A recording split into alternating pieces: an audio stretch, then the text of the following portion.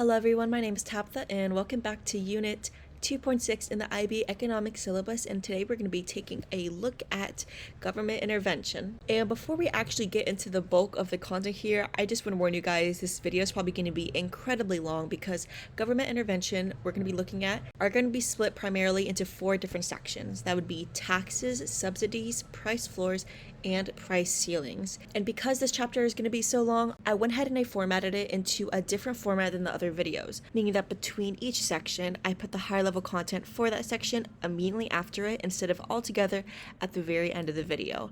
And if you guys want to find out where the high level content is, make sure to check the keyframes in the description box. But then to begin, we are going to be looking at indirect taxes to start. And here's the outline we're going to be covering today. As a quick little review over all of government intervention, we have to first look at what is government intervention and what are the government objectives that they aim to fulfill by intervening in markets. Well, governments may intervene in individual microeconomic markets for a number of reasons. They may wish to support households, support firms, influence consumption and or production, protect consumers from the problems associated with monopoly power, promote well-being and equity, or simply earn government revenue to use for their other purposes.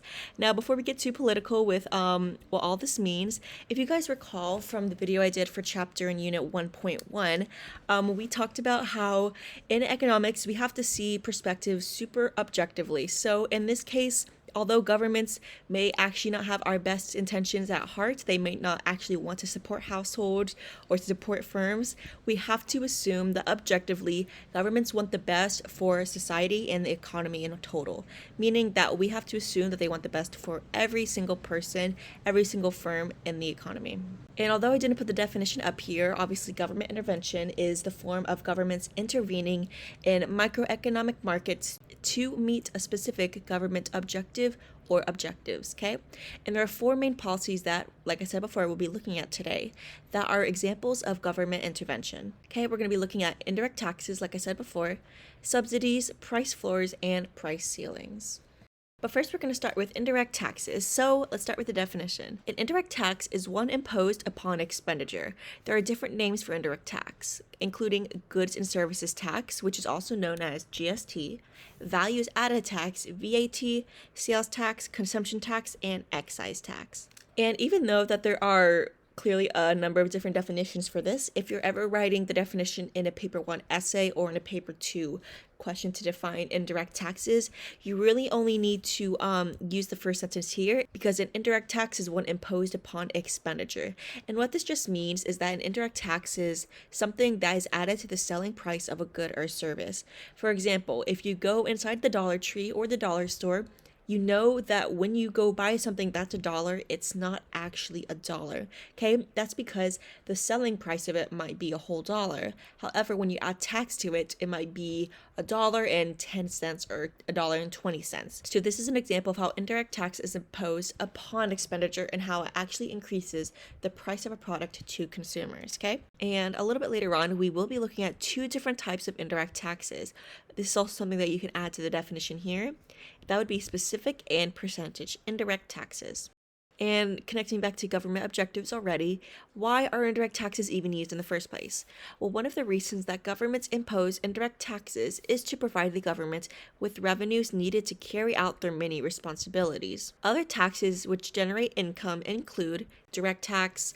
We'll be looking at this later on in macroeconomics, but that would be income tax and corporate tax, property tax, and social insurance tax. So as you guys can see, the main point of all taxes is to give the government revenue to meet their objectives and to provide, I don't know, maybe welfare or resources to the economy or society as a whole in a super thinking that they want the best for us type of way. But once again, we're just going to assume the government wants what is best for us right here and right now. One of the main reasons why indirect taxes are used is to generate income for the government.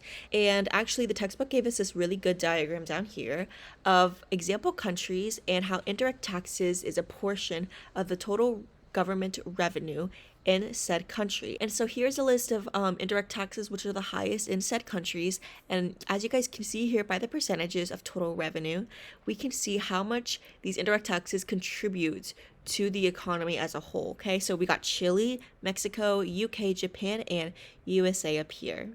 However, indirect taxes do not only generate income for the government, they also do other things. For example, another common or important reason for setting taxes is to discourage the consumption of certain products. While the government may place a standard indirect tax on all goods and services, they may place an extra tax on goods they may consider to be undesirable. Ooh, okay, so if you guys don't know what I'm getting at here, don't worry. We're going to be looking at a chapter, I think 1 or 2 chapters after this very video, about market failure, where we evaluate this in much more detail.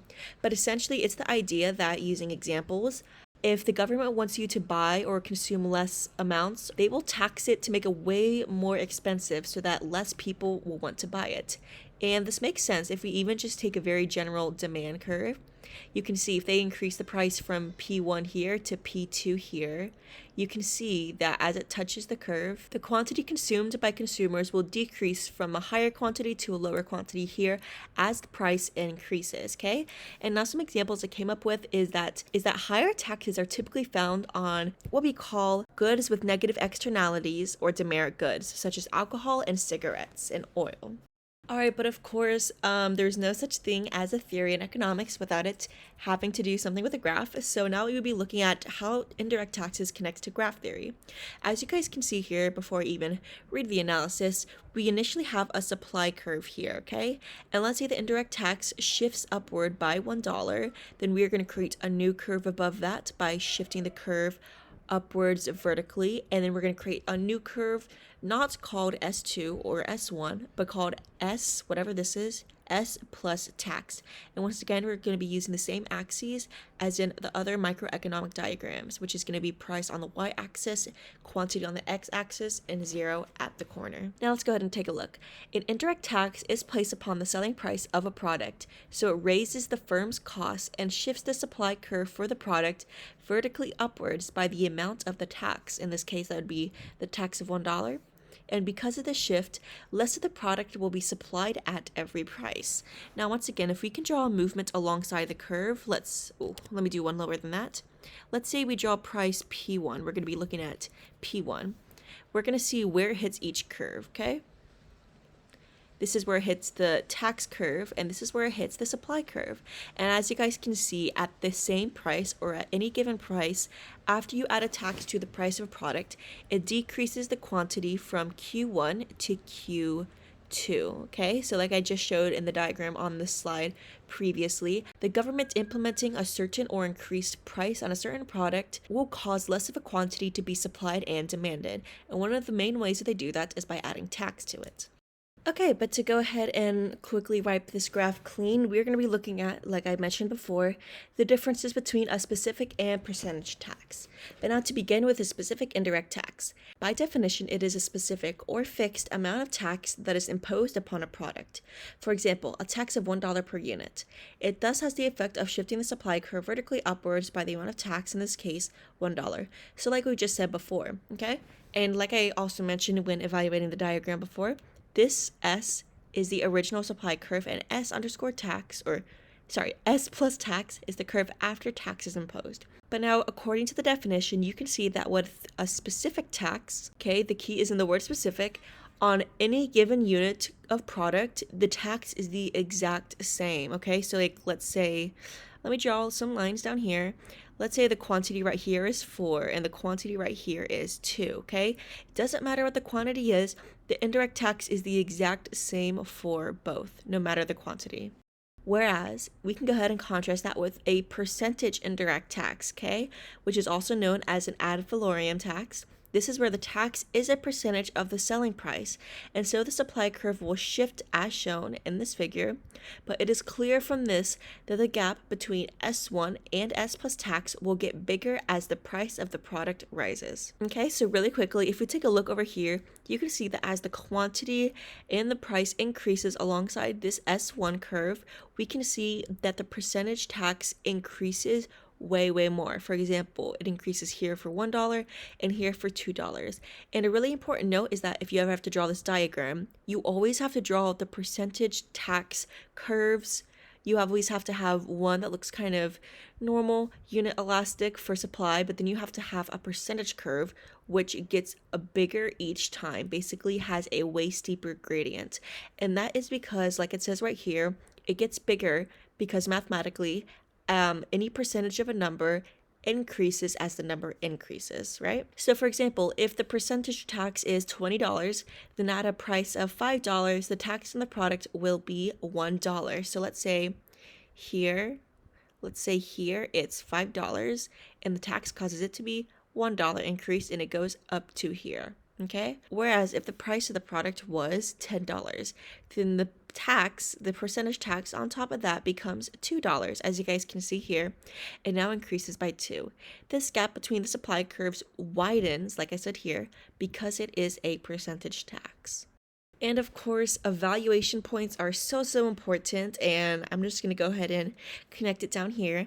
It is so important to consider a bunch of evaluation points for any example of government intervention and basically every single chapter in economics, because they can be used in paper ones. And if you guys don't already know, the structure for IB Economics paper ones requires a evaluation section for your real life example essay.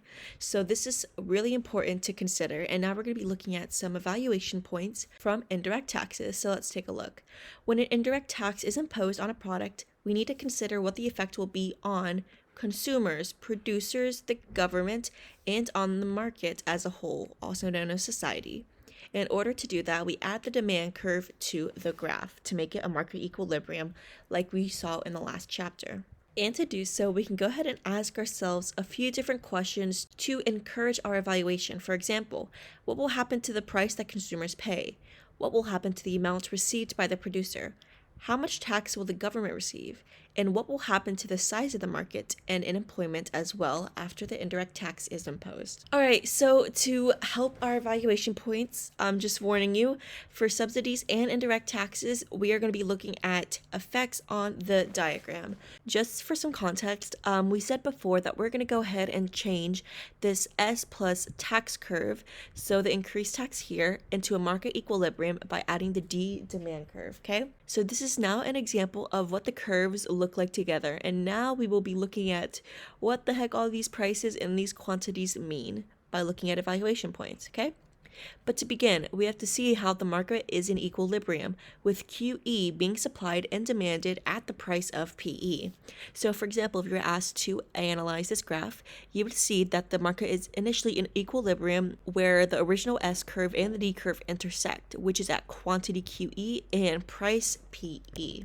But after the tax of XY per unit is imposed, and once again, XY is going to be this line from X down to this line Y. It's kind of hard to see because it's all blue, but it makes sense that the tax is this big because that's how much the curve shifts up by. And as you can see, this length here is the same length as right here, and the same length as this arrow here. So this is all going to be the same amount of tax, okay? But after the tax is imposed, the supply curve shifts vertically upwards from S1 to S1 plus tax, like we saw before. The producers would like to raise the price to P2 and so pass on all the cost of the tax to the consumers. Okay, this is interesting.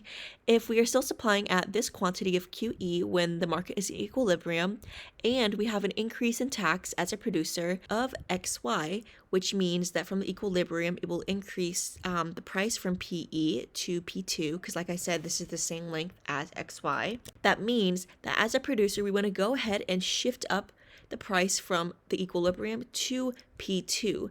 That way, if we shift up the whole price of our product, it means that demanders and consumers have to pay the whole tax, and us as producers don't have to pay anything. However, as you guys can see, there is clearly a problem with doing that right here. If you guys recall from the last chapter of market equilibrium, at this price, there is going to be an excess supply curve. There's going to be an excess supply or surplus right here. And let me show why. If you guys recall, it's because this much is being supplied per this quantity. However, this much is being demanded. There's too much supply, and that messes up the whole diagram. Therefore, the price has to go back and fall until a new equilibrium is reached, meaning that P2 has to decrease back down to P1. And if we take demand down there, we get to this new origin of quantity Q1 at price P1, meaning that overall the quantity decreased and the price increased. However, we no longer have the excess supply or surplus because once again, our market is in equilibrium, albeit with the new supply curve. All right, so after analyzing all that and understanding it, let's go ahead and take a look at what these colors mean. I should have told you before to ignore the colors of these boxes, but now let's take a look. So from this figure, as we can see that the price of the product for the consumers rises from PE to B1 overall, which is their share of the tax, and it's about half of the whole text of XY. Okay, meaning that after a whole analysis, overall our price increases from PE to P1 and our quantity decreases from QE to Q1, okay? And as you can see, based on the diagram that we are given, PE to P1 is about half of the whole tax, because if the tax is X to Y, but we only have half of that, we can see that consumers only pay half the tax, okay? And now we're gonna be looking at this on another graph again later on, but as you can see, if consumers have to pay half of XY, then producers have to pay the other half of XY. And when they have to pay that, they have to lose revenue. So initially, we can say that both the striped and the blue section is the producer revenue or their earnings before the tax is imposed. But because they have to pay half of XY as shown right here, this is all going to become government revenue. And instead, just the striped section will be producer revenue after the tax is imposed. Okay, and now when you think about it logically, this does make sense because after the government adds a tax to a certain product, and suppliers try to raise the price of their product to pay for the tax, although they never can push the tax 100% off onto consumers, this overall causes them to lose revenue, and accordingly they lose the revenue from these two blue boxes. Alright, and like I warned you guys before, we have new diagrams that we have to look at for evaluation points. But after understanding the analysis behind this first one, the other two make sense too, okay? As we saw before, these two blue boxes become government revenue, okay? And then this box becomes producer revenue after taxes are imposed, okay? And now if the space between X and Y, also known as the same length as this line, becomes the tax that is needed to increase and push up the supply curve, we know that the space between XY between the two curves becomes the government revenue, okay? As we can see in the second diagram here. Because XY is the length of tax and the tax is for government revenue, this area now becomes government revenue, okay? And then like I said before, if producers pay the bottom half of the revenue here, then the top half is going to be paid by consumers. So we're going to also call this the tax burden for consumers is here, and the tax burden for producers is down here. And just to think about it a little bit further, who pays for these different tax shares, okay? The share of the tax burden will not always be equal between producers and consumers. So remember guys, on that graph I just showed you, I said it was like a perfectly unit elastic graph because I said that the space of the arrow here was perfectly split on the graph between producers and consumers. However, this is not always going to be the case, okay? Because it will vary with the relative values of price elasticity of demand and supply for the product, as will government revenue and the effect of the size of the market. So let's go ahead and take a look at a few examples of it. So as you guys can see here are 3 examples of where the tax shares, or also known as the split between the XY tax, are shared differently among producers and consumers. So as you guys can see on the very right, this is the diagram we were using before, okay? It's split perfectly down the middle. This is when each curve is unit elastic, meaning that it's perfectly between being completely inelastic and being completely elastic. However, if we go down to the middle graph here, you can see that the D curve, the demand curve, has become much more inelastic. And when you shift it and draw the same lines that we did before, as you can see, this causes consumers to pay a way bigger part of the tax share than it causes producers to do so for all inelastic goods. And if you think about it logically, that makes sense because if producers are selling inelastic goods, meaning that they know consumers will buy it to a really far extent because it's considered like a necessity to them, they will obviously put much more of the tax burden on consumers, knowing that the consumers are still going to buy the product because they consider it to be so necessary. Whereas in contrast, on this very left diagram, we can see what happens when the demand curve is more elastic. And as you guys can dissect from this, the tax share that producers pay is way more than that of the tax share that consumers pay for all elastic goods. And once again, if we go ahead and think about this logically, this also makes sense, as if a good is elastic and there is, for example, lots of competition behind it, and it's not considered a necessity good for a lot of people, if they make consumers pay a higher tax share of it, then they are likely to lose more consumers because elastic goods are not necessities. Okay, consumers don't need it, so it's really easy to scare consumers off when they pay more money in general or when they pay a bigger tax share.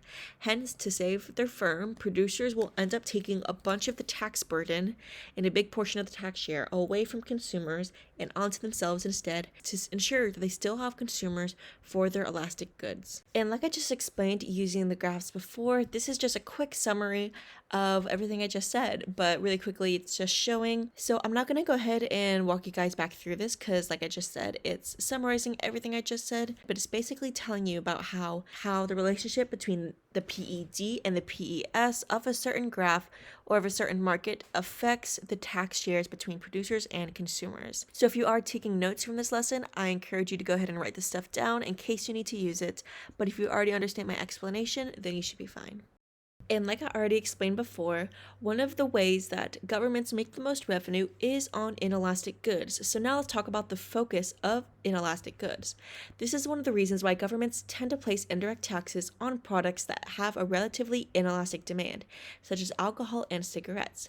Because by doing this, demand changes by a proportionately smaller amount than the change in price, and so the government will gain high revenue, and yet not cause a large fall in employment. Now, if you guys recall, this is an analysis point from when we studied PED in a chapter way back, so you should understand this point here. But it's basically saying that when people consider a good to be more necessary, they're willing to pay more. Hence, governments put higher taxes on products like that, okay? And encouraged by the textbook, it says you should be able to think of some other good reasons why governments put taxes on such goods. And like we already kind of explained before, this could be for a multitude of different government objectives, such as gaining revenue or decreasing quantities demanded by producers or consumers, and so on. Okay, and now if you're a higher level, here is the first section. We're going to break the 4 different sections of this specific chapter down into, and now we're going to be taking a look at taxes for higher level. And just as a preface, I want to tell all higher level students that every single piece of higher level content that we will be adding on additionally to this specific chapter will only focus on calculations, so we will not need to spend too much time or energy focusing on new content, but instead only do calculations of the other content that is standard level. But obviously, we're going to have to do some calculations for indirect taxes. So, in higher level paper 3, you may be asked to calculate possible effects from an indirect tax diagram in terms of price, quantity, consumer expenditure, producer revenue, government revenue, consumer surplus, or producer surplus. And we'll be doing a practice question where we have to do all of the above, okay?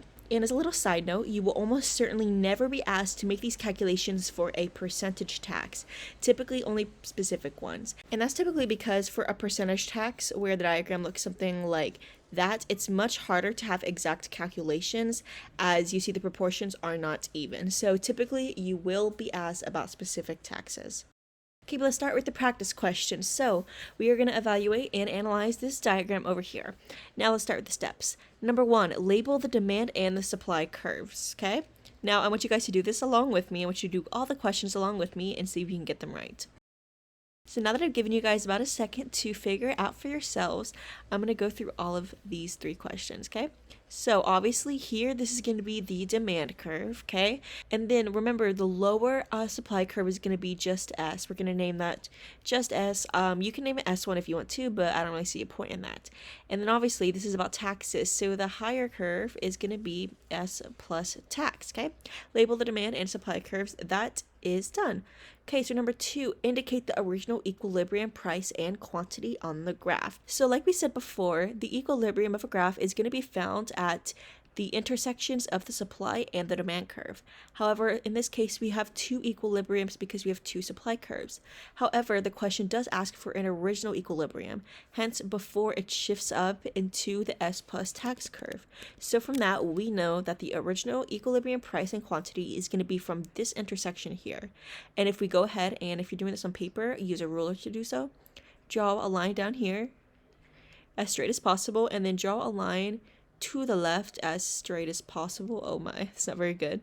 And then you're going to get an equilibrium price and quantity. Okay, price should be of $4 and quantity should be of 1,200 million. And now, just to help you guys out of any troubles you may have with these questions, I want to point out something interesting. Okay, this is a small detail, but it's crucial that you get it to get the answers correct. So when it labels both quantity and price on the respective axes, you're going to see units. Okay, however, you guys need to keep in mind if it's in millions of units, hundreds, thousands, and same with dollars. So in this case, it's just dollars, so you know it's $4. But in this case, it's not actually 1,200, it's 1,200 and then million. Okay, 1,200 million would be the answer. And now that one's done too. And lastly, for number 3, indicate the new equilibrium price and quantity on the graph following the imposition of the indirect tax. Alright, so like we just said before, there's going to be two equilibriums, and we already explained why we know this is the original, and then this is going to be the new. And once again, to find this equilibrium, we are just going to draw down and draw to the left as straight as possible until we find our respective values. Okay, and in this case, the values would be at a price of $5 and be at a quantity of 1,000 million, so a billion, I guess, and that would be number 3. And now we're gonna quickly wipe off the graph so we can focus on the next 3 questions. So I'll go ahead and I'll give you a minute to figure it out for yourself. And really quickly, I want to point out that you will never be given these little evaluation graphs that I showed you before in the standard level content for taxes to base your calculations on. Okay, you will have to remember this. However, since these are practice questions, I will bring them up and we can use them and connect them to the answers. So starting again with number 4, state the amount of the indirect tax. Okay, this is interesting. Now, if we drew from before, if we drew the equilibrium, the original equilibrium to be 4, and we drew the second equilibrium to be at $5, then we know that the price has increased by $1. So that would be the answer, as 5 minus 4 is 1, and that's a really bad one. Let me draw a new one. There we go. All right, and on top of that, number 5, calculate the government revenue from the tax, and that is why I brought back up this cute little diagram right here to use. Now, as we know, the government tax revenue is going to be these 2 blue boxes right here. So to find that, we are now going to draw the respective boxes onto our own diagram.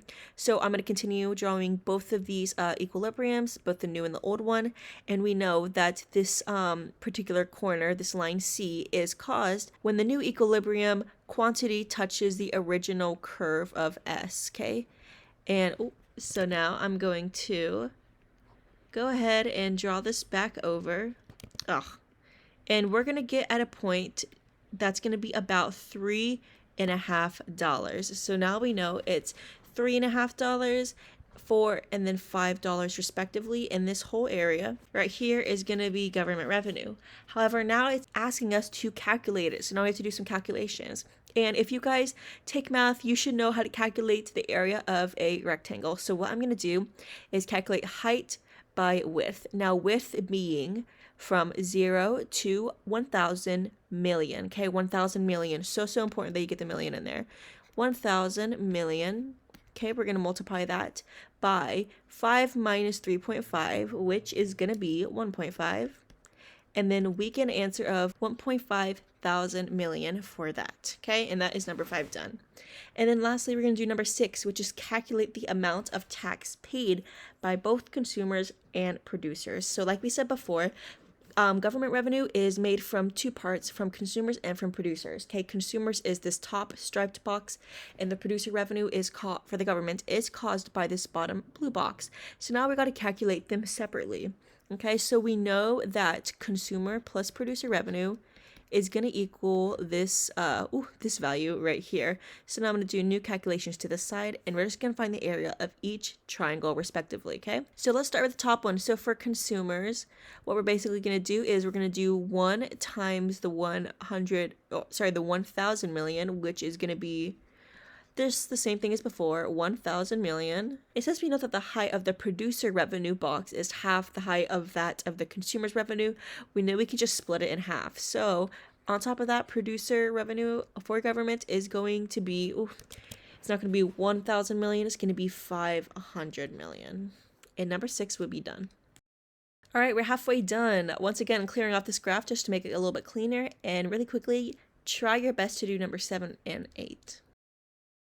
Now we're going to be using this diagram for reference again, so let's start with number 7.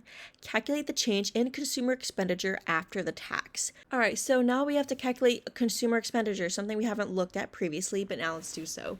So consumer expenditure is basically, if we are given equilibriums from before, is going to be calculated by multiplying the first equilibrium and comparing it to the new equilibrium, okay?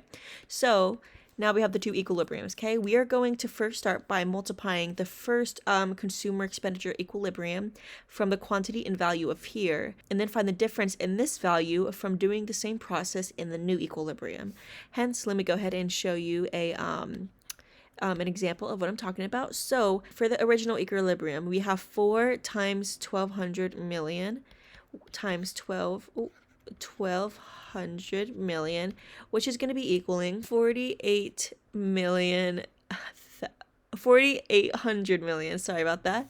And then the second equilibrium is going to be 5 times 1,000 million, which is obviously going to be let me see if I can fit it here, 5,000 million. And the difference of which would be an increase of 200 million, and that would be your answer to number 7. The change would be an increase, and it's so important that you write increase or decrease for this, of 200 million, your specific value. And now for number 8, calculate the change in producer revenue after the tax. So like we see on this little diagram that we have here, we can see that the blue and the striped box are producer revenue before tax is imposed, and just the striped box is revenue after tax is imposed. All right, so now the only thing we're missing here to make our boxes look like the boxes on this diagram is, once again, the line C. So I'm going to go ahead and draw that in again. Okay, and now we can actually do some calculations. So we're going to calculate before and after. So starting with before, we're going to find the area of the square here between 1,200, this original equilibrium point, $4 and 0. So we're just going to be doing 4 times 1,200 again. Literally the same thing right here is going to be $4,800 million. And then for the after, we are going to find the smaller box below. So now we are going to calculate 1,000 million times $3.50. So 3.5 times 1,000 million is going to obviously equal 3,500 million, and then you would have both number 7 and 8 done. And now for the last slide, we're going to be looking at something that we haven't looked at since the market equilibrium chapter, but now we're going to be connecting back to consumer and producer surplus because it is actually a common occurrence on calculation papers. I for sure remember doing them. So now we're going to start with number 9. Illustrate the area showing the loss of consumer surplus. All right, so now we're going to take both of these equilibriums and find the loss of such. Assuming that we're going to be starting on the original equilibrium, we're going to go ahead and draw it just to the left should be fine because that's where the surpluses are going to be. And knowing what we know about surpluses, we know that this area on top is for consumers and this area on the bottom is for producers. So now we got to figure out what's changed since increasing the price and increasing the equilibrium from here to here. So the way that we're going to be able to calculate this is we're going to look at a very specific triangle right here in the center, okay? Now this little triangle is going to represent loss of consumer surplus, and this one here is going to represent the loss of producer surplus. So when it asks to, I'm doing both 9 and 10 here. When it says to illustrate the area showing the loss of both consumer and producer surplus, we are just going to show it like this, okay? This part is going to be consumer, surplus, and then this bottom part would be producer surplus in terms of losses. And now that we are done with taxes higher level, let's move on to some more standard level content. So now we're going to be looking at subsidies. And here is the outline of it. All right, definitions are always key. What even is a subsidy? By definition, a subsidy is an amount of money paid by the government to a firm per unit. That's so important, per unit of output. For example, in times of when an economy or in a society, it is in a recession, and there's not enough businesses or economic transactions going on, it is quite common for the government to give subsidies or subsidize independent firms or small businesses or entrepreneurs to encourage them to make more products and to sell more and to put their economy in a boost and make more economic activity. Hence, in that case, the subsidy from the government would be a certain amount of money that the government gives to said firms to continue doing or increase the amount of business that they have, okay? But unlike taxes that we just studied before, we will not be studying percentage subsidies and only specific ones. And this is because percentage subsidies are so incredibly rare in the world, there is no point in spending time on it. Literally, that's what the textbook says. So don't worry, we'll only be focusing on specific subsidies instead. And now let's look at some more economic objectives. Why are they even used? And now we have 3 main points of why subsidies are used right here. The first of which, to lower the price of essential goods such as rice to consumers. In this way, the government hopes that the consumption of the product will be increased, encouraged by the lower price. So essentially, in this instance, if a firm was producing rice and selling it for $2, but the government gave a subsidy of $1, then consumers could buy the rice for only $1. And when stuff is cheaper, remember, demand curve, when stuff is cheaper, people buy more of it. It goes from here to here, so more people will buy it, and that is encouraged by the lower price. Number 2, to guarantee the supply of products that the government thinks are necessary for the economy. This may be because of the goods that are essential for the economy, such as basic food supply or power source like coal.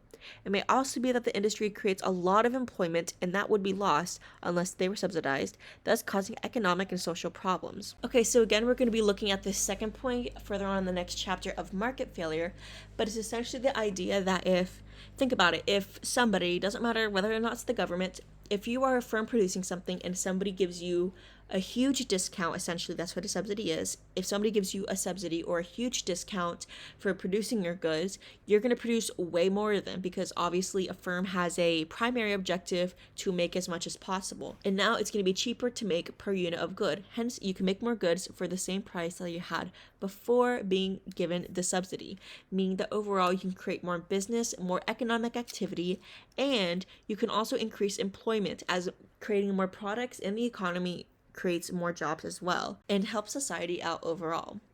And then lastly, number 3 would be to enable producers to compete with overseas trade, thus protecting the home industry. So this one's actually quite interesting. It's essentially the idea that the government wants to be able to make sure that almost every market in the world exists to a certain extent in their own country. And they do this because they want to be able to decrease how many imports consumers in their own country get from other countries, and they want to increase the amount of exports that their country ships out to other countries. All in total, meaning that they want their markets and their firms to make the most money overall. And to do so, they're going to try to make their products extremely cheap in comparison to that of other countries, hence encouraging more people to buy it. All right, and of course, we're going to have to go ahead and connect subsidies to graph theory. Now, before I even read the analysis of the graph to the left, I want to point out something that contrasts it compared to the indirect tax graph that we were able to equally analyze a few slides before.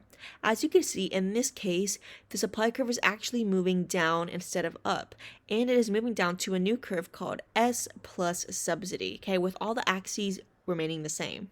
Okay, now let's go ahead and read. If a subsidy is granted to a firm on a certain product, then the supply curve for the product will shift vertically downwards by the amount of the subsidy. In this case, that'd be $2, because it reduces the cost of production for the firm, and more will be supplied at every given price. Now let's go ahead and take a little illustration down here. Let's say we're doing, that's an awful straight line. Let's just go with it though. Let's say a given price P1, we are going to show how the subsidy increases the quantity supplied. Sorry, that took me a minute to think about. At given price level P1, it initially intersects the original supply curve at quantity Q1. However, the quantity increases from Q1 to QE, whereby it intersects with the second supply curve of a subsidy, hence overall increasing this quantity supplied, okay? And as with indirect taxes, the amount of the subsidy that is passed on to the consumers is in the form of lower prices, and the amount that is retained by the producers, which will all depend upon the relative elasticities of demand and supply. So basically, that's just saying what we learned before about indirect taxes, which is essentially with taxes, it was going to be a tax share. So now we're going to look at the subsidy share between both producers and consumers, and that is once again going to differentiate based on the elasticity or the PED and PES values of all the given curves in a graph. Okay, and like I mentioned before, this is going to be a specific subsidy, and we're only going to be looking at specific and not percentage subsidies. So as for definitions, a specific subsidy is, well, a specific amount of money that is given for each unit of the product by the government to the firm. For example, a subsidy of $2 per unit would appear like this on a certain graph.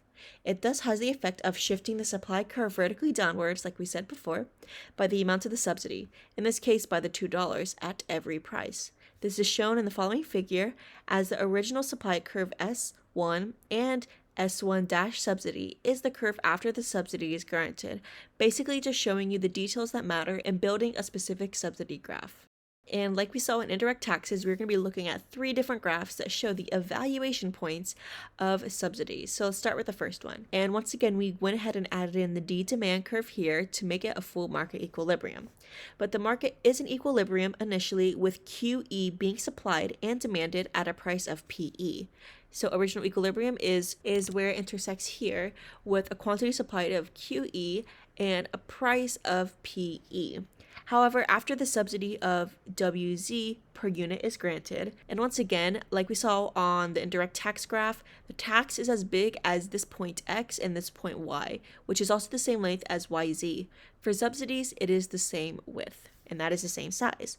So in this case, with the subsidy being granted, the supply curve shifts vertically downwards from S1 to S1 plus subsidy, and as we can see in the figure, the producers lower their prices and increase output until a new equilibrium is reached.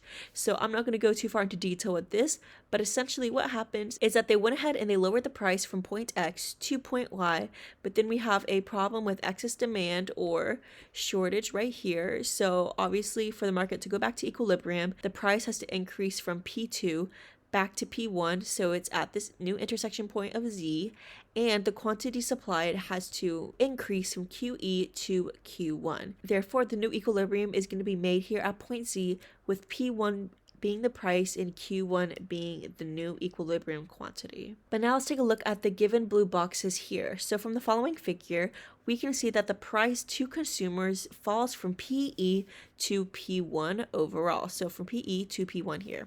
Not the whole amount of the subsidy, which would need to fall to P2.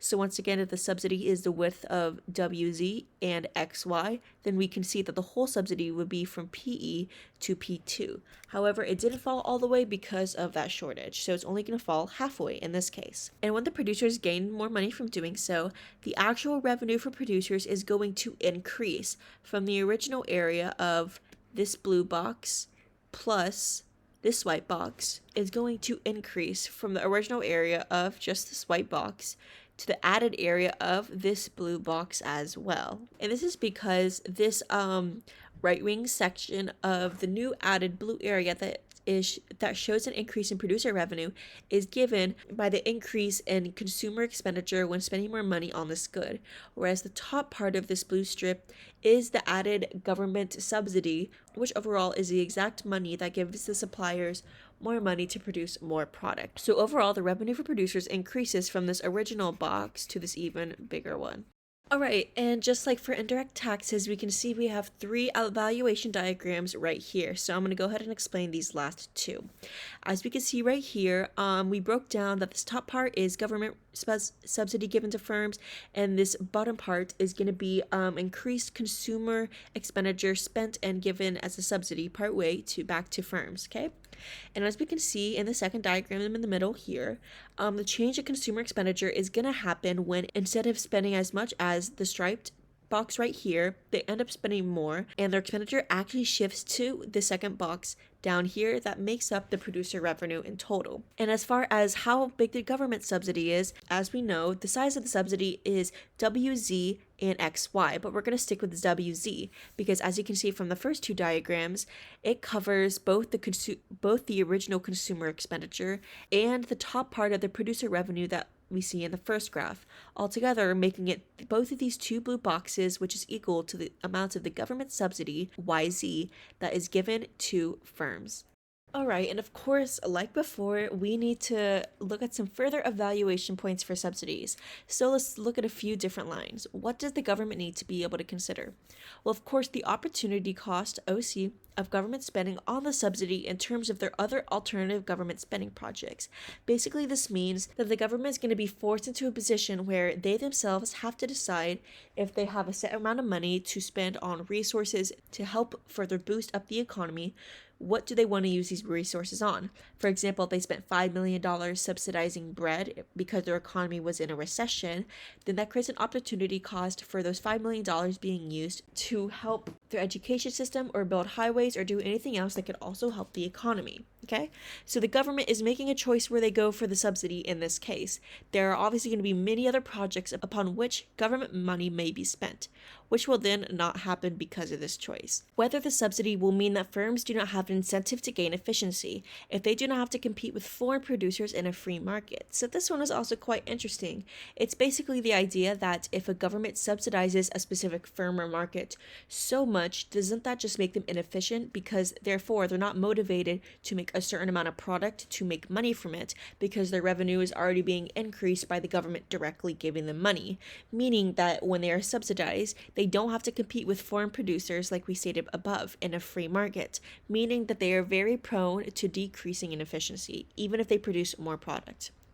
Although a subsidy allows consumers to buy products at a lower price, they may also be the taxpayers who are funding the subsidy.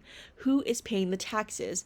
Obviously, all government revenue comes from many different sources, but one of those sources are, like we said before, from indirect taxes, meaning that if the government is planning to give a huge donation or subsidy to a specific good or market, they need to put funds to the side to support that, and sometimes those funds come from taxpayers, meaning that indirect taxes will increase overall. So once again, who is paying the taxes? And for the last point, I'm just going to go ahead and summarize this because it's kind of long, but it's essentially the idea of what damage will it do to the sales of foreign producers who are not receiving subsidies from their governments. There is a great deal of international debate concerning the billions of dollars of subsidies the high-income countries give to their farmers. This is basically scratching at the idea that if every country were to operate at a free market, then foreign competition would be real, and there would be imports and exports worldwide, therefore motivating each country in different ways to compete with foreign producers. However, if the richer countries are giving those specific markets that are used for imports and exports huge subsidies and advantages and such, but the poor countries with poor governments can't afford to give them subsidies, that would create a balance of inequity in all international trade systems or markets. Meaning that, for example, if I am in a really rich country A and then I'm competing with the foreign market in very poor country B, and I get a huge subsidy because I can afford it from my government, but country B can't afford to give their competing market a subsidy, then obviously my market is going to be much more successful than their market, and they are more likely to fall into a recession, whereas I'm more likely to fall into an expansion. Alright, and now to continue on like before, like I already mentioned, the higher level extensions of this particular topic of government intervention is just going to be an extension of the specific calculations that we have to do for government intervention. Hence, the extended higher level content for this topic in subsidies is just going to be a few practice questions we're going to go through. Alright, but to begin, unlike the calculations that we will do for taxes, you will almost certainly never be asked to make these calculations for a percentage subsidy because they're almost non-existent, so much so that they're not even included in the syllabus. So we're only going to focus on specific ones. All right, let's start with the practice questions. So for number 1, determine the equilibrium price and quantity in the market before the granting of the subsidy. All right, so like we can see here, we have two supply curves. We have the first supply curve, and then we have the second supply and subsidy curve. Hence, this original supply curve is going to be the first one that moves down into the subsidy curve. So we know that the original S curve right here is going to create the original equilibrium when it crosses the demand curve. So we can use that to find the equilibrium in price and quantity before the new curve was installed. So we know that's that cross section right here. And we can go ahead and make an estimate. So I'm just gonna round up here. I'm gonna say, let me write up here, is gonna be at $4.50 at about 700, let's say 700 quantity of units. However, it's in thousands, once again, making sure that we use that unit. So it's actually gonna be 700,000. Let's just put 700K for a little abbreviation, and then we know that's going to be the answer to number 1. And now we can use this information for the rest of our calculations. So for number 2, determine the new equilibrium price and quantity in the market following the granting of the subsidy. Obviously, it's now going to be at this second cross section right here. And once again, through making estimates, we can go ahead and say, if I put in brackets down here, that at about $4, let's say, and at a quantity of about 800,000, so 800K, is going to be the second equilibrium price and quantity, and the answer to number 2. All right, and now that we did the very basic calculations for finding the equilibriums, both the new and the old, we can go ahead and do mathematical calculations. And once again, just like in the tax calculations, we are going to be using these 3 diagrams as reference guides, but of course on the actual exam, you will not be given them, so it's good to memorize them beforehand. All right, let's start with number 3, the increase in producer revenue after subsidies given. We're going to find these 2 boxes. I'm going to split this between here and here. We're going to, I don't know if you can see that line that well, but we're going to find this first box, and then we're going to find this second box, find the areas of both, and then add them together to find the overall increase in producer revenue. So let's go ahead and do that. I'm going to take away the lines so I can see where to draw them, and I'm going to start by drawing an axis line for my original equilibrium and the original price. So I'm going to draw equilibrium lines for the original equilibrium at both price and quantity. And then as you guys can see, the line for the second equilibrium quantity not only touches the second equilibrium, but it goes up until it touches the original supply curve. So I'm going to go ahead and draw it all the way up and down. And then where it touches the original supply curve, it just goes straight across. Okay, and I'm going to draw an extra line right here just so I can calculate this and then this before adding them together. So remembering the equilibriums from the last slide, I'm going to go ahead and do the calculations for this first one here. So the difference between the prices is going to be 50 cents, or I'll write that in dollars for now. Then you're going to multiply that by the difference in quantities, which is going to be about 700,000, 700K, and now together that's going to equal 350K. That's the first box. For the second box, we're going to find the height of y, so that's going to be $5, and multiply that by the difference between here and here, which is going to be 100 grand, and together that's going to make 500,000. Oh, that's quite a lot.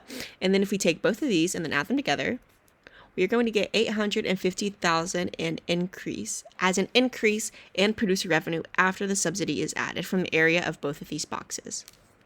But now I'm going to go ahead and take all that away so we have room for the next question for number 4, which we're going to be looking at, which is calculating the change in consumer expenditure after the subsidy is given by using the second graph here. So what we're going to do is first find the area of this box here, which is the before the subsidy is given, and then find the box right here of after the subsidy is given and find the difference, whether it's a loss or gain in money for consumers, okay?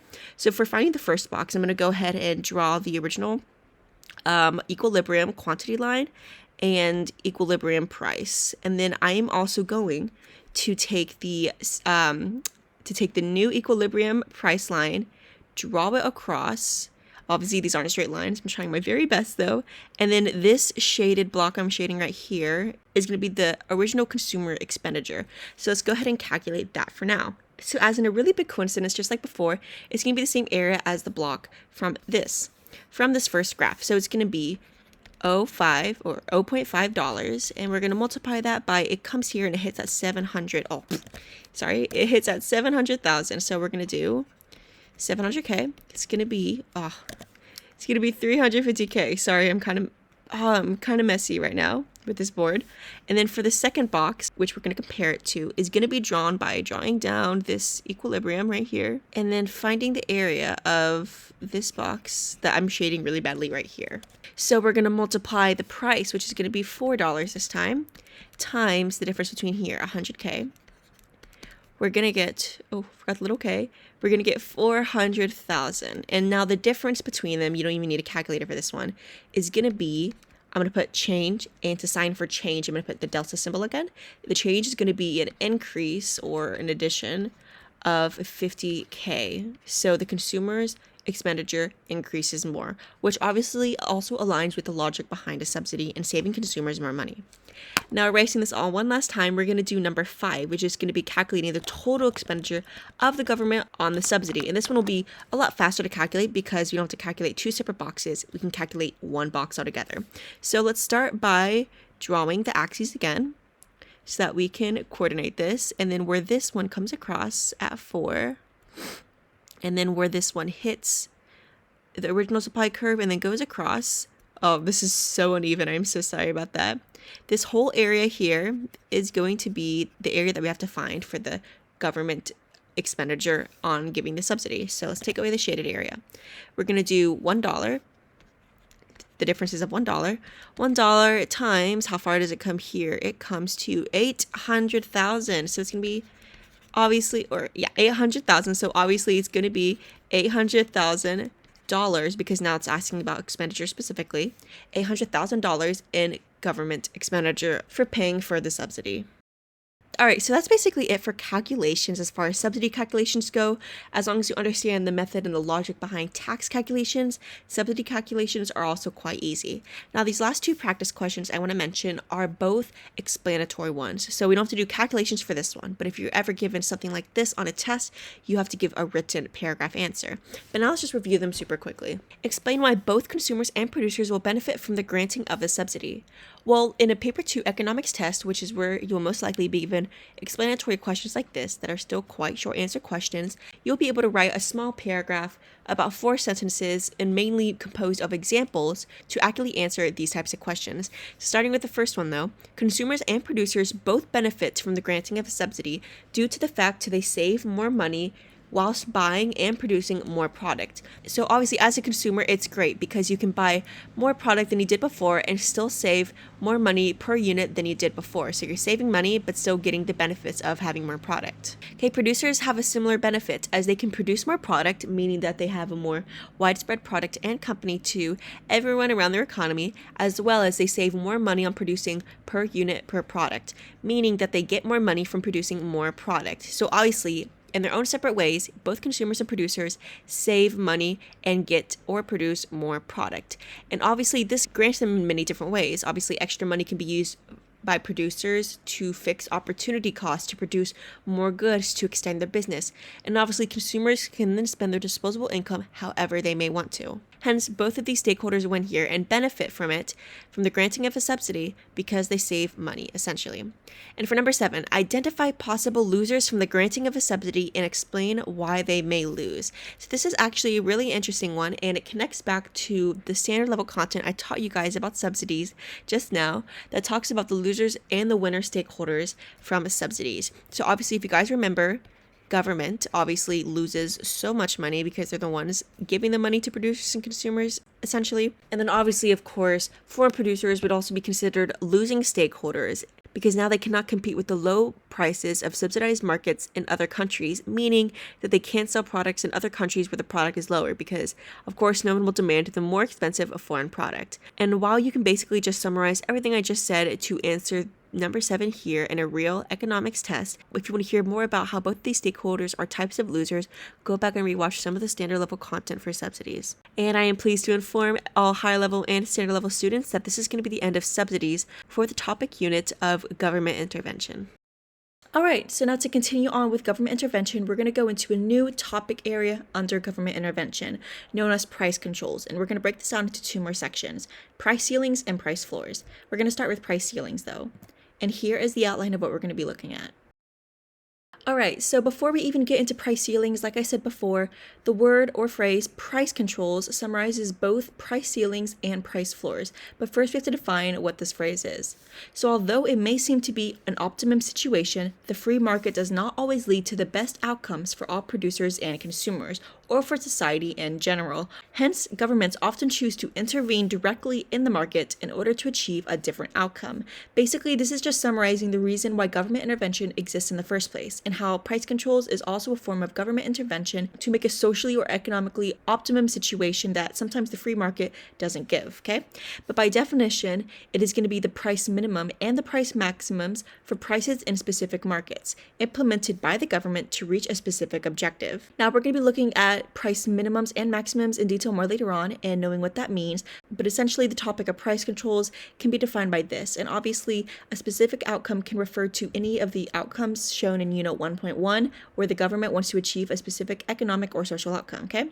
And like I said before, price controls are split into two categories called ceilings and floors, okay? And just to bring you back to earlier in the same unit, remember these price controls are going to be extending the initial theories that we looked at before. We're going to be looking at basically how these two theories extend behind surpluses and shortages. And as we go through each of their graphs, I'll show how. So starting with price ceilings, what is a definition? Well, this is going to be a situation where the government sets a maximum price below the equilibrium price, which then prevents producers from raising the price above it. These are sometimes known as price ceilings, since the price is not able to go above the ceiling that has been put in place by the government.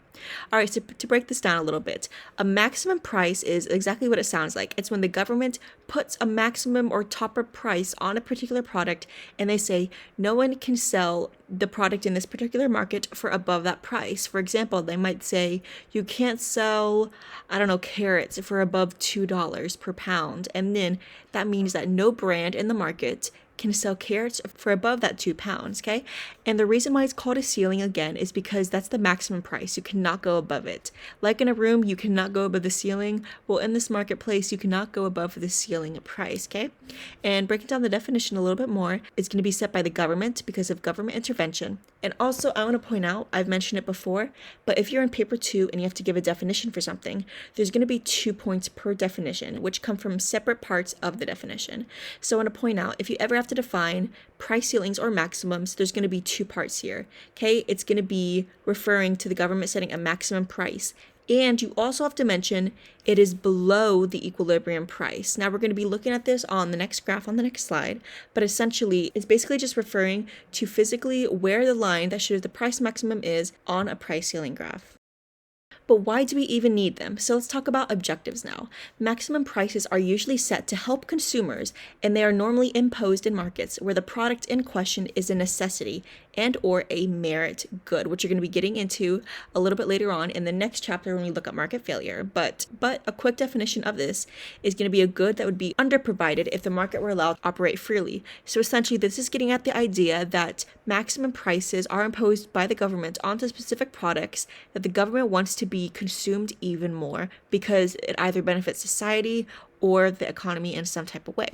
But for example, governments may set maximum prices in agricultural and food markets during times of food shortages to ensure affordable food, or they may set maximum prices on rented accommodation in an attempt to ensure affordable accommodation for those on low incomes.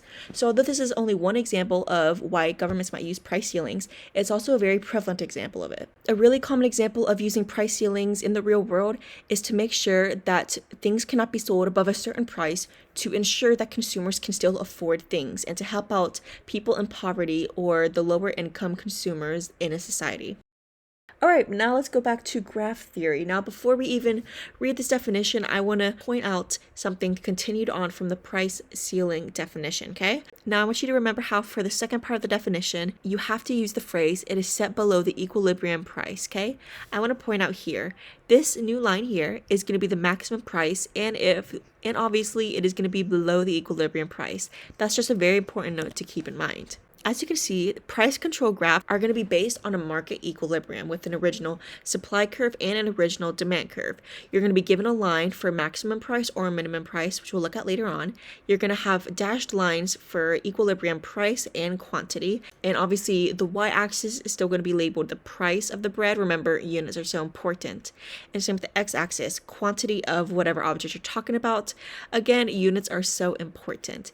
Now, really quickly before we read the definition, I want to point out that I said price ceilings is going to be an extension of excess demand or shortage. And we're going to look at how this connects to price ceilings. But essentially, as you guys can see here, remember, The excess demand in a market is going to be the gap between demand and supply where they are not equal to each other, and demand is way greater than supply. Hence, there's excess demand, which is also known as shortage. So this is just going to be extending the same theory of shortage that we saw before in the topic about market equilibrium.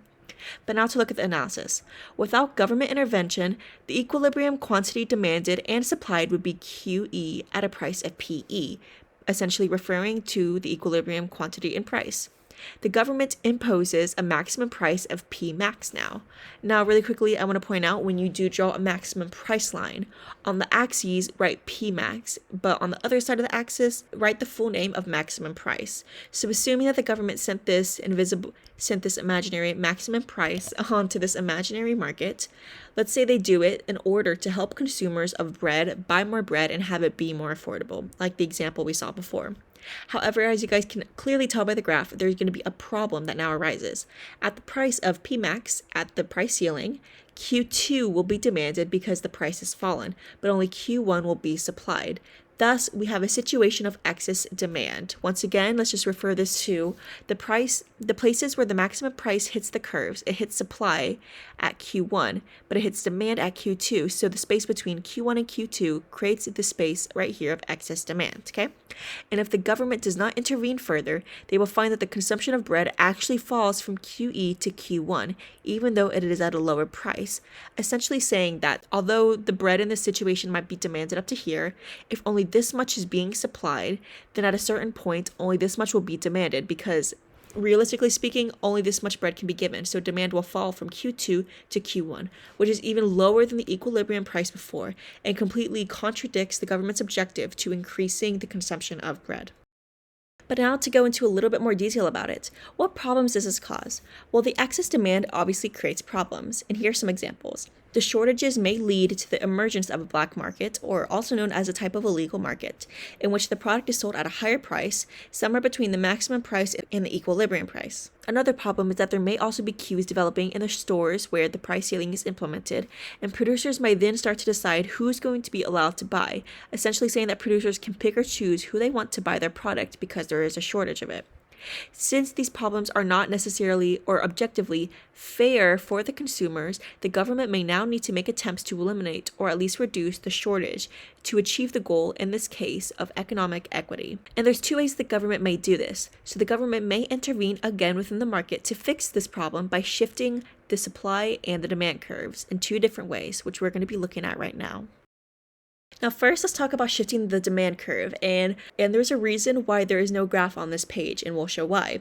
Essentially, the government has two options. First of all, it could attempt to shift the demand curve to the left until equilibrium is reached at the maximum price, but this would limit the consumption of the product, which goes against the point of imposing the maximum price. So let me go ahead and give you guys a quick little illustration of what this basically means. Okay, pretend this is the demand curve, this is the supply curve, and this is the price ceiling.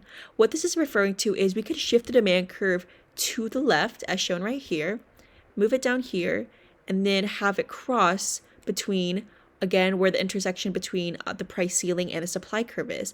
However, the government will almost never do this because this goes against the entire objective the government had when implementing the ceiling in the first place, because then it reduces consumption and therefore demand all the way down to this lower place, which we do not want, because the government objective of having a price ceiling is to increase consumption from the equilibrium quantity to an increased quantity, not vice versa. Hence, the only way for governments to be able to do this is going to be by shifting the supply curve. And there's three different ways in which the government may be able to do this. Number one, the government could offer subsidies to the firms in the industry to encourage them to produce more. Number two, the government could start to produce the product themselves, thus increasing the supply, which is also known as the phrase direct provision of services, but we'll get into that in more detail in another topic later on, so don't worry about it now. But essentially, it's just the process of the government producing a market product by themselves because they don't trust the free market to do it. And then lastly, we have number three. If the government had previously stored some of the product, then they could release some of the stocks or stored goods onto the market. However, if the product were perishable, like bread, this would not be possible. Now, it's really important to mention that this third point here only refers to things that cannot expire. For example, for any food markets, this would be an awful way to increase supply. But let's say there's currently a shortage of TVs somehow, and the government sets a price ceiling for the price of TVs and wants to increase supply. Let's say that the company who produces TVs had an excess of 20,000 TVs that they were saving until demand increased. Well, obviously, they can increase supply by releasing the 20,000 TVs that were previously stored.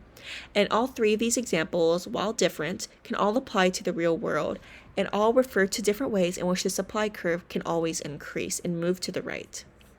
But now let's take a look at what it seems like on a graph. Alright, so to continue on from the slide before, this is what it looks like when you have a price ceiling situation and you have to shift the supply curve to the right to fix the market. As we can see, we have the original supply curve, and then we have the second supply curve, now abbreviated as S1, and we can see that it moves directly to where the intersection between the demand curve and the maximum price is, overall increasing the supply and the demand and consumption, therefore, of the product from the equilibrium price all the way to here. So the spaces between QE to Q2 is going to be the increase in consumption. And if the government does this, that means that their objective was met. But now let's go ahead and read the analysis. So if the government is able to shift the supply curve to the right by subsidizing direct provision of services or using stored products like we listed before, then the new equilibrium will be reached at P max. Okay, this is going to be the new equilibrium since this is the old one, with Q2 loaves of bread being demanded and supplied, meaning that this is the new equilibrium that we're going to be focusing on. However, nothing that the government does is without effects to the stakeholders. So, however, it is fair to say that this may well mean that the government incurs a cost, especially in the case of a subsidy, and that this will have an opportunity cost, which is obviously just referring back to the fact that if the government really wants to work so hard to increase social and economic equity for its most vulnerable populations, there's obviously going to be detrimental or negative effects on some of the stakeholders. In this case, if the government subsidizes it, which is the example used here, they're going to have an opportunity cost that we looked at in the previous unit about shifting supply. And now price ceilings was much faster to cover than both taxes and subsidies. However, if you're in higher level, let's do a few more calculations using price ceilings. And following this very short, again, outline for price ceilings, but again, just looking at practice questions.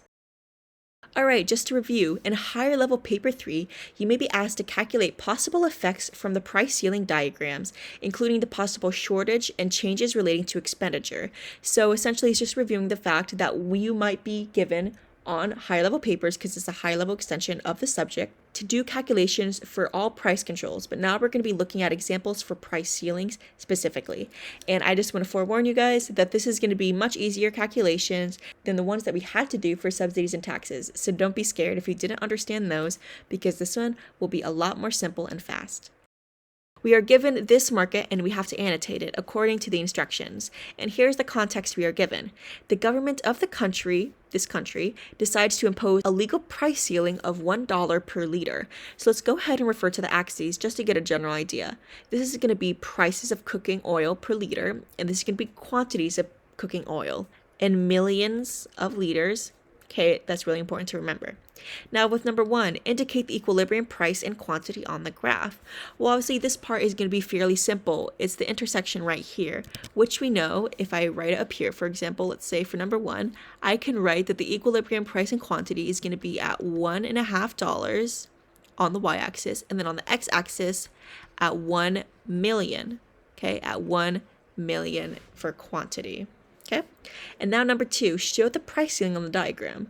Well, obviously we're just going to draw a line on where the price ceiling is according to the context, which is $1 per liter. So we're going to go to the y-axis, find the $1, and just draw it straight across. And then if you had a bigger diagram, since I can't because it's a little small and it's a little cramped, you would write P max right here where the 1 is, and then on the other side of the line right here you would write out maximum price, okay, to make sure they have the correct annotations for your graph.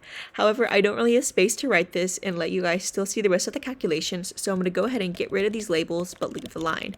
However, when you do draw this type of diagram on any papers or exams that you may have for the course, it's so important to label all your curves correctly. But now for number 3, explain how much cooking oil will be demanded and supplied following the imposition of the price ceiling. Okay, this one's quite simple. Now, as we explained before, how much is going to be demanded and supplied based on a price ceiling is based on these intersections that we see occur. Now, we can explain that based on these intersections, because we're going to be talking about it in terms of quantity of cooking oil, at this point here, so 500,000 quantities of cooking oil is going to be supplied because it crosses the supply curve here. However, 1.5 million liters of cooking oil is going to be demanded because it crosses the demand curve right here, also creating a excess demand right here between. However, we're going to be looking at that in a later question. Now, for the last two parts of this practice question, we're going to be looking at a more explanatory and listing question as well as a calculation one. So for number 4, calculate the change in consumer expenditure on cooking oil following the imposition of the price ceiling. Alright, so this isn't a type of question that I've explained how to answer yet. We're going to be calculating how much consumers spent before the price ceiling and then after.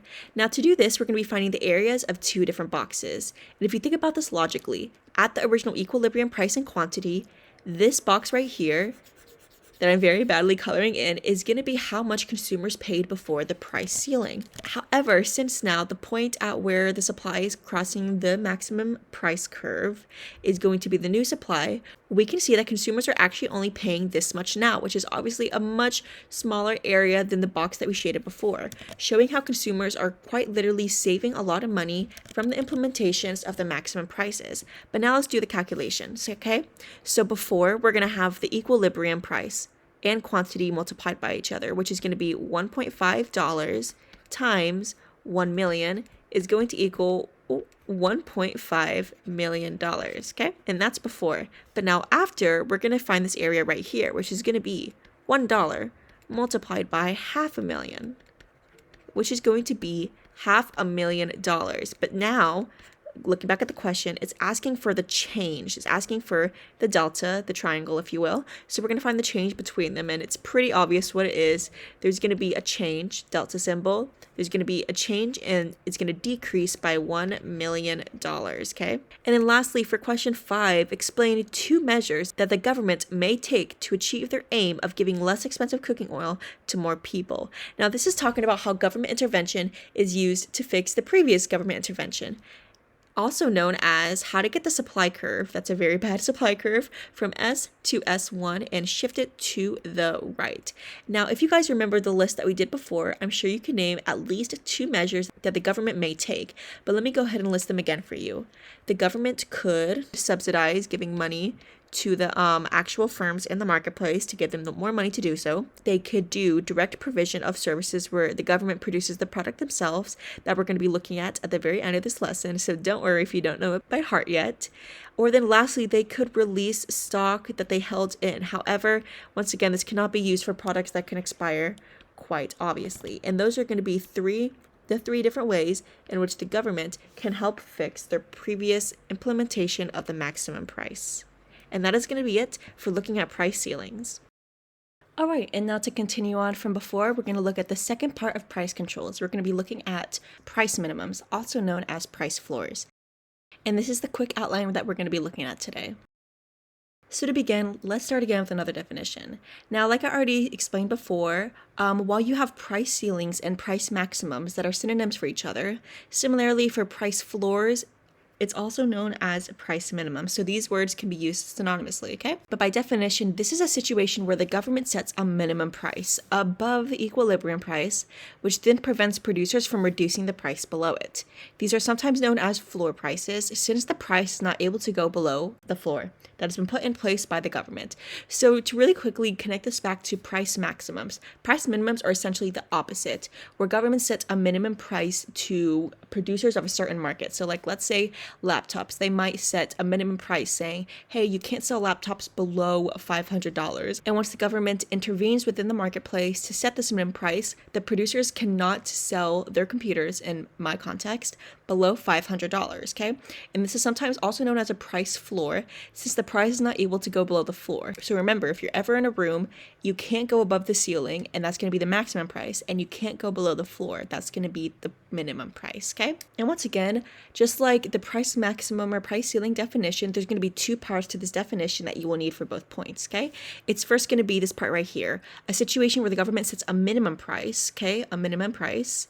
And then remember, it's just the exact opposite of price maximums. So if I illustrate this again quickly, whereas the maximum price is below the equilibrium price, In this case, and we're going to be looking at a formal graph on the next slide, we're going to be looking at a price minimum, which is above the equilibrium price, okay? And that's going to be the second part of our definition that's crucial for gaining 2 points. But why do we need them? Now, like we already explored with price ceilings and price maximums, they are usually there to help produce equity for vulnerable consumers in an economy. But now let's look at reasons why price floors exist. The first would be to attempt to raise incomes for producers of goods and services that the government thinks are important, such as agricultural products. They may be helped because the prices are subject to large fluctuations or because there's a lot of foreign competition. When equilibrium prices are low, the economic well-being of producers may be harmed. So this is actually a really interesting one. It's basically getting at the idea that, logically speaking, if producers want to sell more of the product, they're going to lower the price. Hence, a demand and supply equilibrium. That's really messy, but you know what I mean? Is that if they lower the price, they increase demand, okay, and more people buy more of their product. However, if producers continue to lower the price for more people to buy it, but then don't get as many demanders and consumers of the product as they lower the price of the product to kind of make up for the fact that they're selling things at a reduced price, then this actually decreases the economic well-being of producers. Sorry, that's a very messy line. But basically, it makes producers vulnerable because if producers start to lose money and start to lose revenue, then they won't produce as much of a product or they won't sell it as much, which is also bad for the government. For example, if the government wants to increase consumption in a certain product, they have to make sure the supply for that product stays intact. But if producers aren't getting enough revenue or consumers from their product, they might stop producing it, which the government does not want to happen. The second point here is to protect workers by setting a minimum wage to ensure workers earn enough to lead a reasonable existence.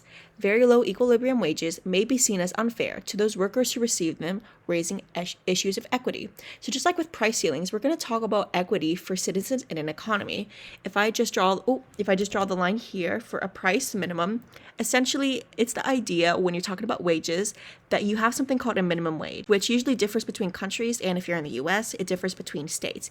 It's essentially the idea that you cannot pay workers below a certain salary so that way they can earn enough to lead a reasonable existence. Now, obviously, if the government didn't set price minimums for minimum wages, then obviously producers and companies would stop paying workers as much, and the workers wouldn't reasonably be able to exist because they wouldn't be paid enough to be able to afford basic necessities such as food, water, and housing. Hence, since the government recognizes that workers contribute so much to the economy as they're the ones who make products for the firms and then buy the products back from the firms, they want to make sure that they have a reasonable existence and they have enough money to support that. Hence, it's uncommon for governments to not impose a minimum wage requirement. All right, now let's take a look at some more graphs. So really quickly, I'm going to go ahead and point out what details differ in this graph from the maximum price or price ceiling one. As you can see here, we're going to start with another market equilibrium of the demand curve here and the supply curve here. Then we're going to mark the equilibrium quantity of QE and price of PE at its equilibrium.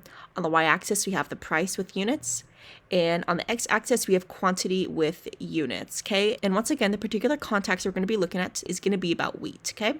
And as you guys can see here, whereas before, if I draw it right here, this was the maximum price, and this was excess demand because demand is greater than supply between this space.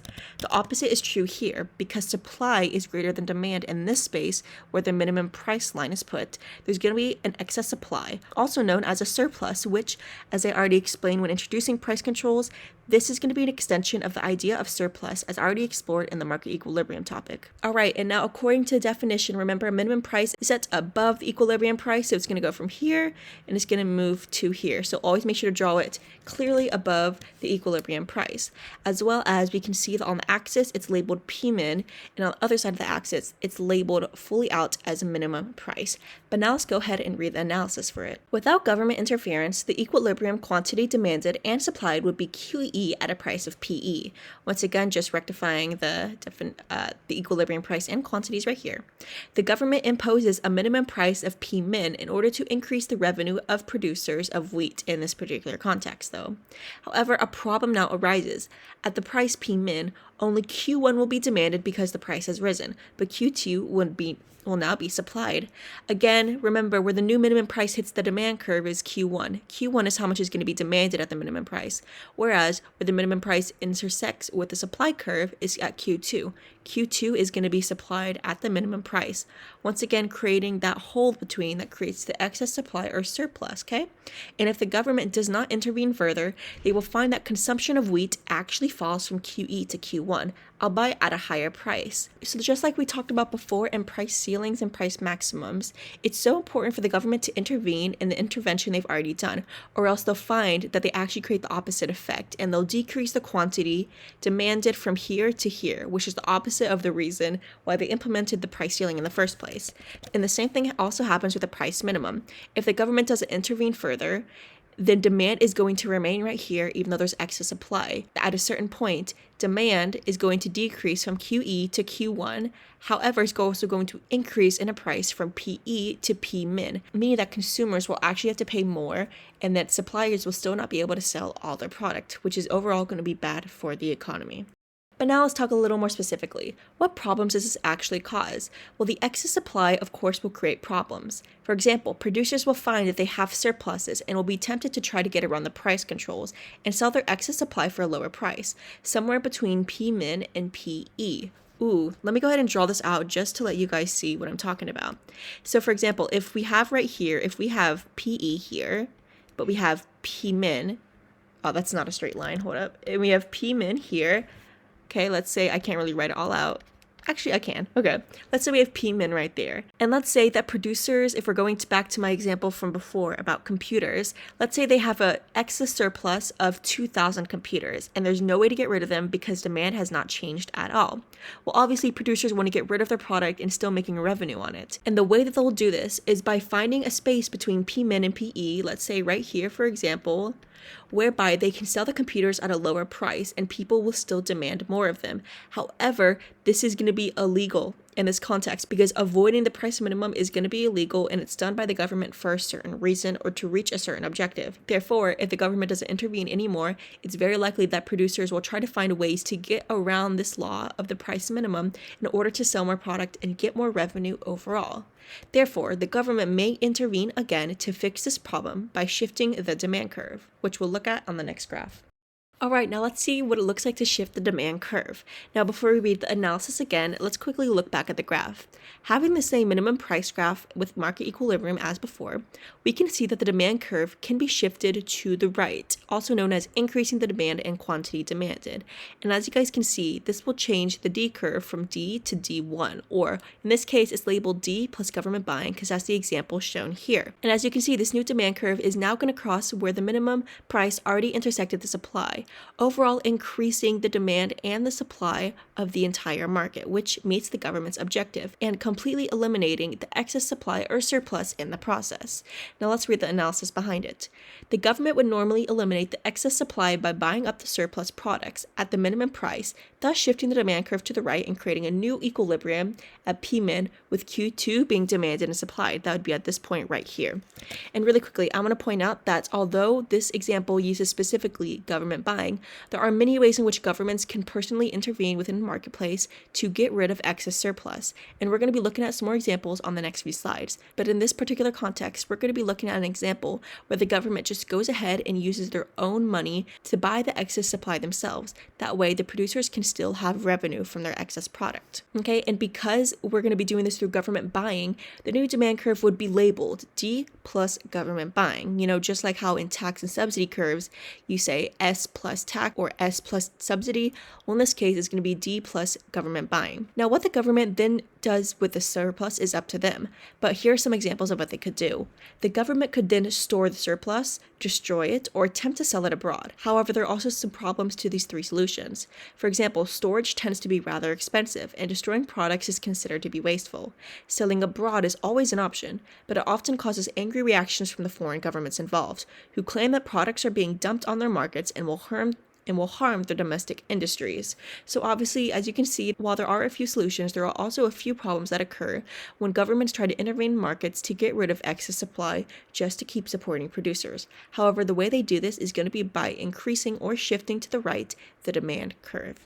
Now, just like with price ceilings and price maximums, there are a number of ways in which the government can intervene in their already previously intervention of implementing minimum prices within a specific marketplace to be able to fix the market they already kind of messed up a little bit. And now we looked at the most prominent example, which would be government buying. We're going to look at two more examples of what the government could do. Now, like I already explained with price maximums, and let me go ahead and draw another mini graph of this. Like, let's say this is the maximum line here, okay? With price maximums, the government always wants to move the supply curve, so that way they can increase the overall quantity supplied and demanded. But also remember, we looked at before that although the government can also decrease demand from here to here and have it cross over here, they don't want to do that because that completely takes away from their objective of increasing quantity, demand, and supplied overall. The same thing applies to minimum prices, okay? While we want to shift the demand curve to the right, to about a place right here, that way we can overall increase the quantity of the new equilibrium. Sometimes this isn't always possible as the government does not always have enough money to buy all the excess surplus. Hence, if this happens, they might instead issue something called a quota, which when you draw it on a diagram would just be a straight line down here. It would be stuck at Q1 or where the minimum price intersects the demand curve. Okay, and from this quota, producers could be limited by it, which overall restricts supply so that it does not exceed Q1, which would also keep prices at the minimum price, which is the objective. Basically saying that instead, that if they don't have the resources to increase demand, they could always restrict demand and supply, which overall would cost the producers more money. So while this is technically a solution, governments don't like to use it often because it completely eliminates their objective of increasing revenue for producers. Hence, this would only mean that a limited number of producers would receive it and that the objective wouldn't be met entirely. So while this is an option, it's not the most prominent one. Okay, now the third way that the government can fix the market from their minimum price is also by increasing, if I draw it again, the demand curve, but in a different way. So, that's not a good curve at all. Now, while we said before that the demand curve could increase or shift to the right, by government buying, there's also different ways that we can do this, if you remember this from our demand topic earlier in the unit. For example, the government could attempt to increase demand for the product by advertising, or if appropriate, by restricting supplies of the product that are being imported through protectionist policies, thus increasing demand for domestic products. Now, protectionist policies are something we're not going to get into until we're at a later unit, so don't worry if you don't understand that right now. But essentially, both of these ideas are getting at the overall theory that the government could increase demand by using their resources and some of their budget to advertise the product more, which, as we've seen before, obviously can increase demand, as well as they can stop foreign producers selling the product in this market with a new minimum price into their country because they might be sold at a lower price than their national or domestic goods. However, since they want to keep the minimum price effective, they're probably going to try to limit or block the products or resources used in the foreign products of the same market. That way, people in this nation or in this economy are forced to participate in consumption and supply of the market with the minimum price. But of course, no form of government intervention is without its faults. So we're going to look at a few points in which there's still going to be a continuing problem when price floors are implemented. To start, if governments do protect firms by guaranteeing minimum prices, problems are likely to occur. For example, firms may think that they do not have to be as cost conscious as they should be, and this may lead to inefficiency in a race of resources.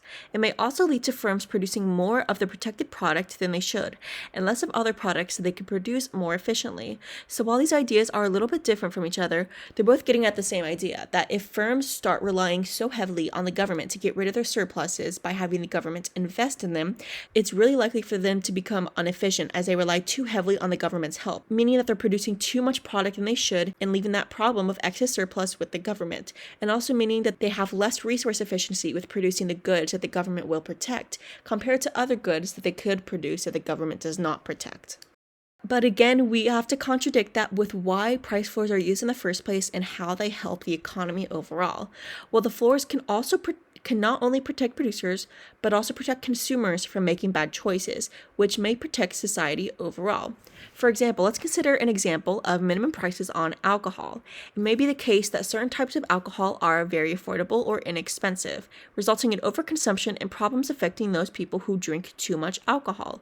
Overconsumption of alcohol can obviously obviously results in larger problems for society. And we're going to get into this into the next topic of the same unit, which is market failure. I've already mentioned it a few times, but for example, this whole thing about alcohol here and how people over consuming alcohol is bad for them as consumers and bad for society as a whole is also an example of market failure, which, like I said, is in the next chapter. So to prevent suppliers such as supermarkets from selling alcohol at low prices, governments might set a minimum price above the market equilibrium price, thereby forcing suppliers to sell at a higher price, and therefore making people less likely to buy alcohol or dangerous products. And while we're just talking about alcohol in this context, you actually see this in the real world with things other than alcohol. For example, cigarettes is a really common example which governments consider to be bad for the health of the consumers and bad for society overall. For example, people who might suffer from secondhand smoke and such. Therefore, they might set a minimum price, making cigarettes and alcohol incredibly expensive to people, thereby forcing or encouraging them to quit habits. And that will be the end of looking at price floors and price minimums. And for this, there is going to be no higher level extension questions. However, we are not done with looking at government intervention quite yet. I promise there's only 2 more slides. Now we're going to be looking at a topic that I mentioned a few times before, mostly in price ceilings and price maximums, which is going to be direct provision of services, or as I abbreviated it, DPOS, direct provision of services. And I'm not even going to provide an outline for this one because this is literally the only slide for it, but I feel like I needed to dedicate some part of this video to describing this to you guys before we move on to market failure. So let's start with something really basic like a definition. What is direct provision of services?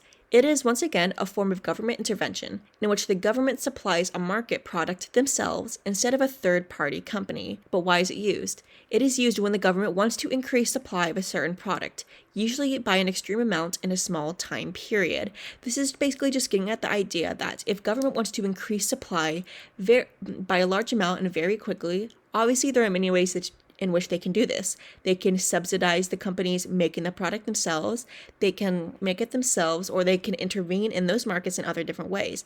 However, if the government for some reason doesn't trust third-party companies, or they need all these products to be made incredibly quickly and efficiently, they might only trust themselves with it, therefore directly providing the services of a certain good or service within a marketplace. And with all that said, that is finally the end of this video for government intervention of Unit 2.6.